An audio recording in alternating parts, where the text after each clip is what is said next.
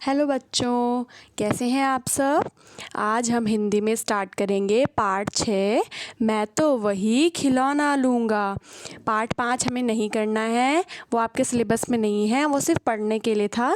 आज हम इसलिए पार्ट 6 स्टार्ट करेंगे, वो आपके सिलेबस से हटा दिया गया है पार्ट 5। ठीक है बेटा, तो हम पार्ट 6 स्टार्ट करेंगे। मैं तो वही खिलौना लूँगा।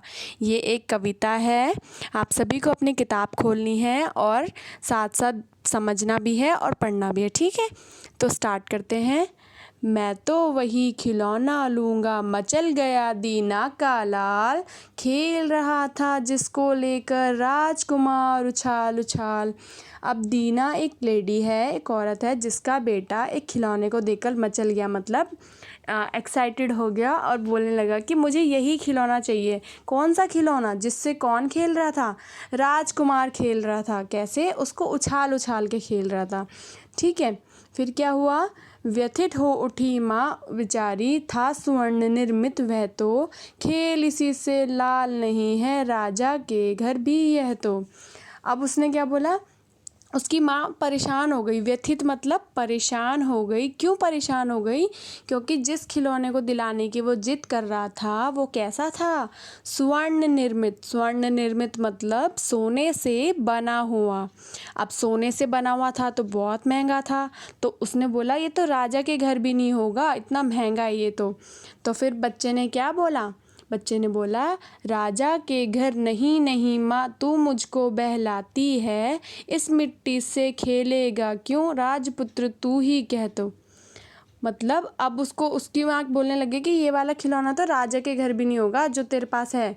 तो वो बोलने लगा कि तुम मुझे बहलाती हो, सिर्फ मुझे बहलाने के लिए ऐसा बोल रही हो। राजा का बेटा है, राजपुत्र मतलब राजा का बेटा, वो मिट्टी के खिलौने से क्यों खेलेगा। और उसने क्या किया? फिर फेंक दिया मिट्टी में उसने मिट्टी का गुड्डा तत्काल। तत्काल मतलब तुरंत। उसने अपना जो मिट्टी का खिलौना था वो तुरंत उसने मिट्टी में फेंक दिया और क्या कहने लगा?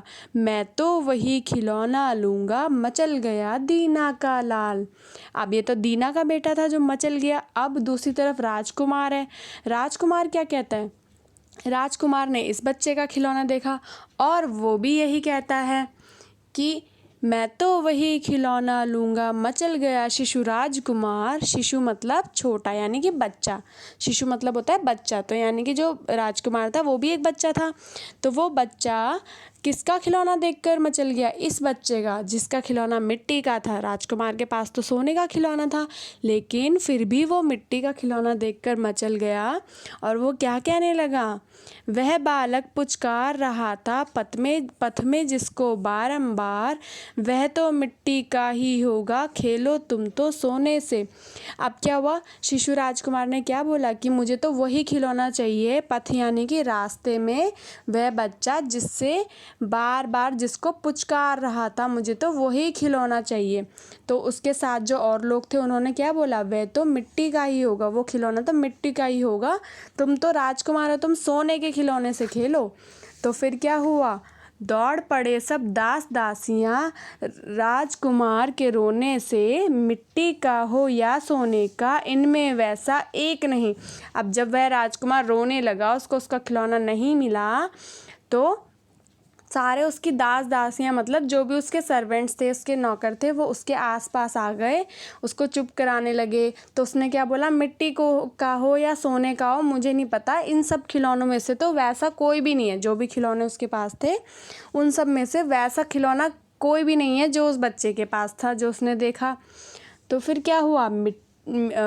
खेल रहा था उछल उछल कर वह तो उसी खिलौने से, राजहटी ने फेंक दिए सब अपने रजत हेम उपहार। वही लूँगा मैं, मचल गया वह राजकुमार। अब क्या हुआ? राजहटी मतलब जिद्दी। राजा तो वो था, राजा का बेटा तो वो था ही। हठी मतलब जिद्दी, तो जिद्दी था वो। उसने क्या करा? अपने रजत हेम मतलब सोने चांदी के सारे जो खिलौने थे वो फेंक दिए और क्या कहने लगा? लूँगा वही लूँगा मैं, मचल गया वह राजकुमार। अब राजकुमार को बच्चे का खिलौना चाहिए और बच्चे को राजकुमार का खिलौना चाहिए। तो बताइए इस कविता से हमें क्या सीख मिलती है? हमें इस कविता से यह सीख मिलती है कि हमारे पास जो भी है हमें उसी में खुश रहना चाहिए। जो राजकुमार के पास था वो उसे नहीं चाहिए था, वो बच्चे को चाहिए था, और जो बच्चे के पास था वो उसे नहीं चाहिए था, उसे वो चाहिए था जो राजकुमार के पास है। तो जिसके पास जो होता है उसे उसी में खुश रहना चाहिए हमें। ठीक है बेटा? तो अब आज आप लोगों को क्या करना है, सबसे पहले आज आपका पोएम का पीरियड भी है, तो आपको ये पोएम लर्न भी करनी है और फिर आपको इसके कॉपी में शब्दार्थ करने हैं। आज की डेट में क्लास वर्क में इसके शब्दार्थ आपको कॉपी में करने हैं, और पोएम का पीरियड है तो ये पोएम आपको लर्न भी करनी है। ठीक है बेटा? Thank you.